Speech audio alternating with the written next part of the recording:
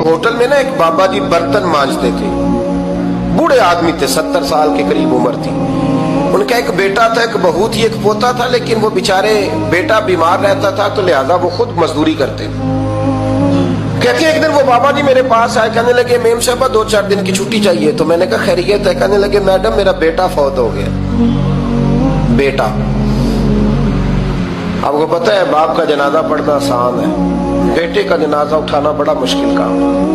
कहती है मैं कुछ लिख रही थी, मेरे हाथ से कलम गिर गया, मैंने खुद गाड़ी भेजी, बाबा जी गांव चले गए जहां वो रहते थे।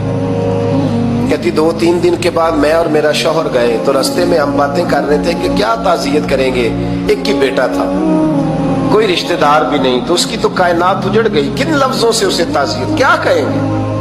कहते जब हम गए तो वो टूटी हुई चटाई पे बैठा था, कुछ लोग करीब थे, हमने जाके कहा बाबा आप मुसलमान हैं, हम आपको क्या नसीहत करें, एक ही बेटा था, कि किस तरह करके हम आपको तसल्ली दें। तो कहते उसने आंखें खोली, बूढ़ी आंखों में ईमान की रोशनी, कहने लगा बीबी क्या ताज़ियत की बात करती हो, मैंने को पैसे जमा करा के बेटा लिया था, खुदा ने फजल से दिया था, अदल से ले गया है, मैं अपने रब के फैसले में बड़ा राजी हूं। अल्लाहु अकबर। वो खातून कहती है कि वो बाबा जी से मैंने कहा कि चलो आप 1 महीने की छुट्टी कर ले, तो कहने लगा नहीं मैडम मैं मुसलमान हूँ, मुफ्त की रोटी नहीं खाता, मजदूरी करके खाता हूँ, मैं इंशाल्लाह 2-3 दिन के बाद काम पे आ जाऊंगा। कहती वो चंद दिनों के बाद आ गया, अल्लाह की कुदरत के अभी 2-3 माह गुजरे थे, फिर आया, मैडम छुट्टी चाहिए कुछ दिनों की। मैंने कहा खैरियत है? कहने लगे वो मेरी बहू भी हार्ट अटैक से फौत हो गई।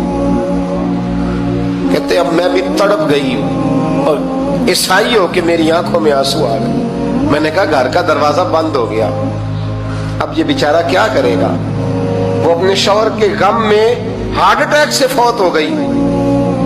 कहते हम फिर 2-3 दिन के बाद ताज़ियत के लिए गए, फिर टूटी हुई चटाई, बूढ़ा ना अपनी उंगलियों से जमीन पर कुछ बना रहा। कहती करीब गई और मैंने जाके कहा बाबा अब तो तसल्ली आपने खुद ही करनी है, जो निजाम था वो तो हो गया। तो कहते हैं फिर उसने आंखें खोली, आसमान की तरफ देखा तो कहने लगा बेटी कोई परेशानी नहीं, मेरा बेटा बगैर शादी के भी तो फौत हो ही सकता था ना, बस मेरे मालिक ने जब चाहा जैसे चाह हुआ, मैं इंशाल्लाह 2-4 दिन के बाद काम पे आऊंगा। ये मेरा 3-4-5 साल का पोता है, अभी स्कूल दाखिल हुआ है, मैं साथ ले आऊंगा, वहां मेरे साथ ऊपर क्वार्टर में जहां मैं रहता हूँ ये भी रहेगा। कभी कभी मैं देखती छत पे खड़े होके कि दादा घोड़ा बना हुआ है और पोता सवारी कर रहा है, वो सवेरे उठता उसको स्कूल छोड़ के आता, शाम को लेके आता, प्यार करता, मोहब्बत करता। तीसरी मंजिल पर हमने क्वार्टर दिया हुआ था, वहां दादा पोता रहते। अल्लाह तू बड़ा बेनियाज है। कहती है इकबाल एक दिन ना पोता ऊपर वाली मंजिल पे खेल रहा था, उसका पैर फिसला, वो गर्दन के बल जमीन पे गिरा, मुझे खबर हुई तो मैं दौड़ी, एम्बुलेंस मंगाई, खून से लिथड़े हुए उस बच्चे को दादे ने अपनी गोद में रखा। और जब हम अस्पताल की तरफ गए तो हॉस्पिटल बाद में आया, जनाबे इजराइल पहले आ गए और कहते वो गोद में दम तोड़ गया।